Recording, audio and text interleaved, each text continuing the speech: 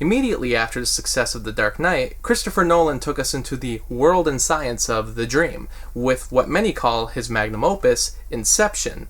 This was released 10 years ago today, and it had a huge impact on myself. It was one of the first movies I ever saw, based on the director's name alone, because I was such a huge fan of The Dark Knight, which came out 2 years prior. It was something that instantly pulled me in, and it made me believe in the power of creativity, cinema, and stories. It led to so many parodies and references, especially regarding that trailer with the loud bombs. I even made my own trailer mashup using the Super Mario World cartoon. You talking about dreams?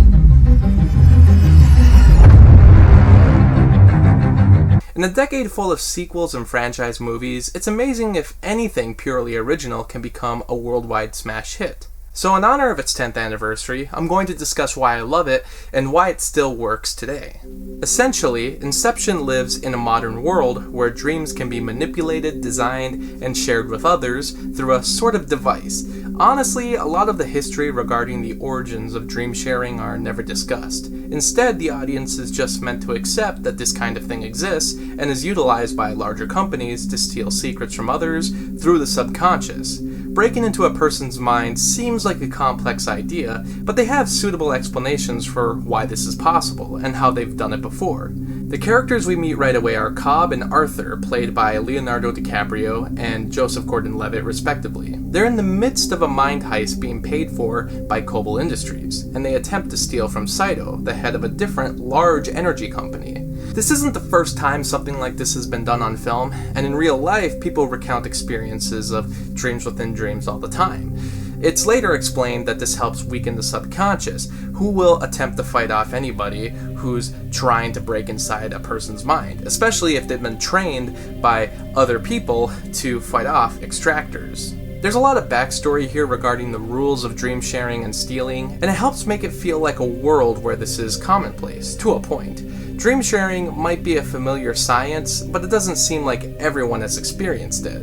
When they meet Ellen Page's character, Ariadne, she's completely new to the whole thing, and serves as a guide for the audience to ask a lot of questions for this fascinating story. I've heard some arguments that there's a lot of exposition here, which hurts the final product. I agree that there's a lot of explanations of the methods, but I feel that the characters are interesting enough to make it all compelling.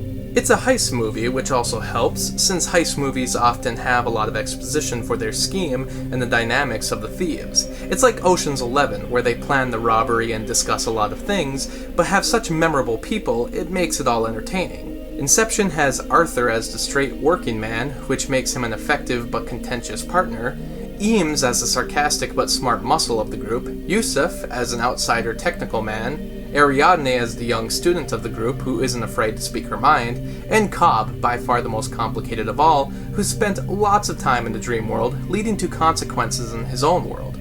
Cobb used to be married to Mal. As architects, they use their dreams to build beyond the imagination, but kept themselves trapped in for so long, they confused the realities, leading to the unfortunate death of his wife. Because of the circumstances, the authorities believe Cobb killed his wife, so he isn't able to return home until Saito, the man he was hired to steal from, instead offers him an opportunity to pull off a different kind of mind heist, and if he succeeds, Saito will use his high power to erase Cobb's record so he can return to his children. There's only two issues. One is that Cobb has an absolutely warped mind from everything that's happened, and he constantly needs to test if he's dreaming or not. His subconscious is often against him, especially the projection of his late wife, whose memory has been locked away inside him, thwarting his every move.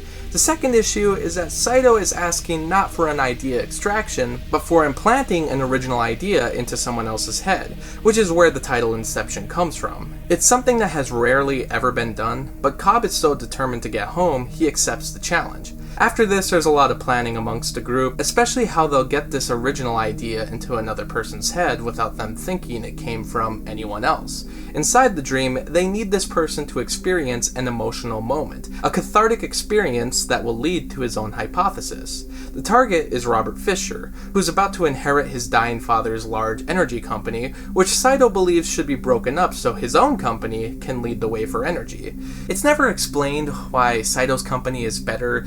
It could be that his company is leading the way in green energy, while Fisher's company is using destructive but monetarily competitive fossil fuels.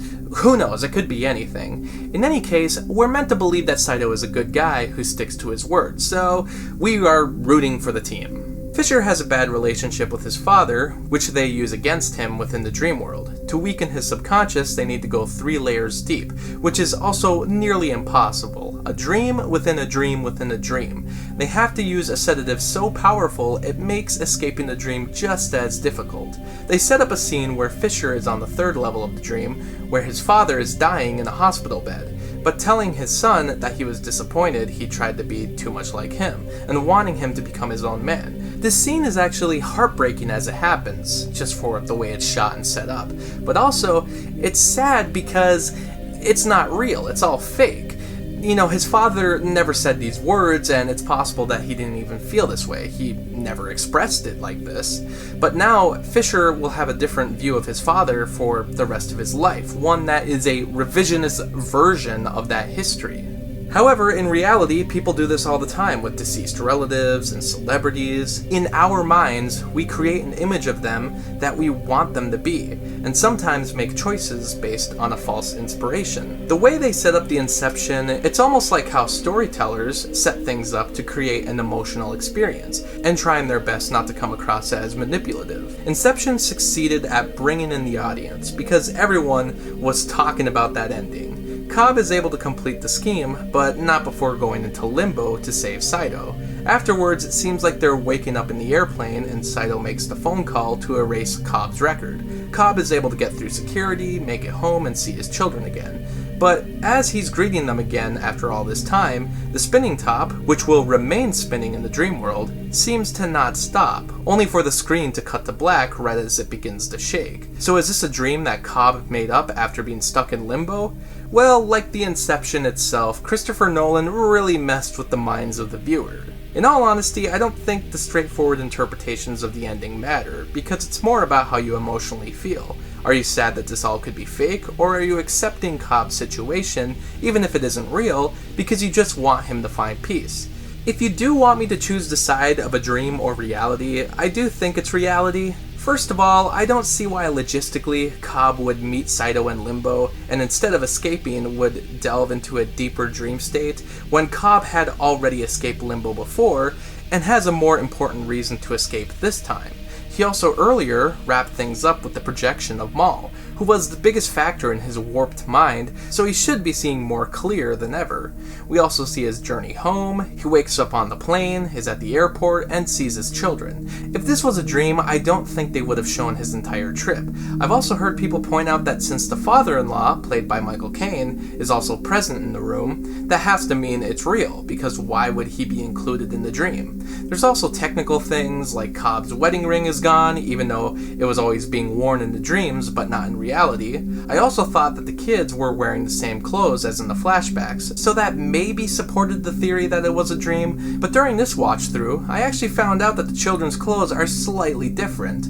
Plus, he got to see his kids' faces, which maybe means he's finally given up on things being a dream, but I think the dream state would never allow him to see their faces, so since he finally saw them, it means it's real. If the movie wanted to trick us even more, they would have cut it off right as they were turning around. In the end, there's just so much more to discuss, like the beautiful cinematography and those special effects, most of which were practical. This is by far the best looking Christopher Nolan movie. We also have that amazing score done by Hans Zimmer, which truly was ahead of its time. It makes it feel like the clock has slowed down, the way the music feels ominous and creeping in the background. For being 10 years old, I honestly was afraid to return to this one. I watched it constantly when it first came out, but it had been a couple years since I last saw it. Well, rewatching it, it was like I was seeing it again for the first time. I was enjoying so much about it, I was getting sucked into the science of it all, and the 2.5 hours went by briskly. Inception takes an old idea and makes it unique in all its own. Besides the Batman films, Nolan has never made any sequels to his work. Honestly, I think Inception could get a spin-off or two. Maybe not with the same characters, but I think the idea of dream sharing and the mind heist deserves way more content. I want to see this world explored, and Inception does exactly what a good movie should do. It leaves me hungry and dreaming for more. Thanks for watching the video, and special shout out to Anthony, Anna, Lukas, NolanCho, Ryan, and Robert for the support on Patreon. By joining my Patreon, you can get exclusive videos and blogs, and for only $7, you can request your own movie review. I hope you stick around, cinephile, and have a happy, productive day.